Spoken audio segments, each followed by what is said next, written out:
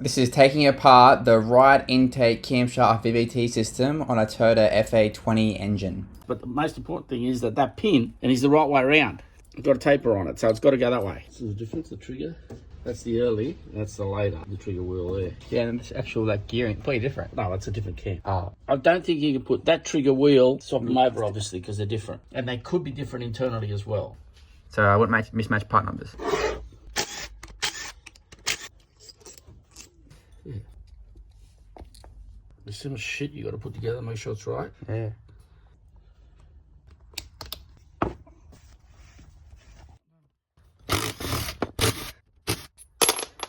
So right, you can't make a mistake with that. That goes down like that.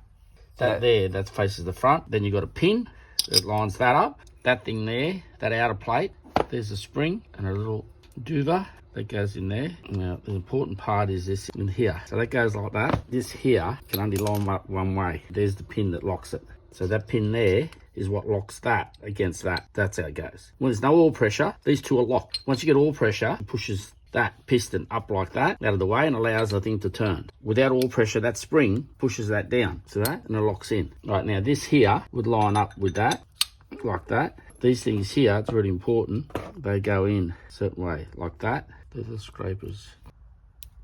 Then they push in there. They've got to go in the right way as well. So in relation, this center part to the outer gear has to line up with that pin. There's another piston in there that's got to go together, but that's a different type of piston. That's a spool valve. Then underneath that, there's a plate that goes on there. There's a plate like that that goes there as well. That generally shouldn't come out. See that? That should be held like that. Make sure you don't reverse it upside down. That's where the oil actually enters. And this pin, it exits. Yeah, It's not about where the oil comes in. It comes in there, goes into there, right? This part is always locked Onto the camshaft. with the camshaft. Yep. This is driven by the chain. That's driven by the chain. Yep. The chain's driven by the crankshaft. Yes. So these are free to move only when there's oil pressure. So if it's no oil pressure, it's locked. Correct. And what locks it is that pin.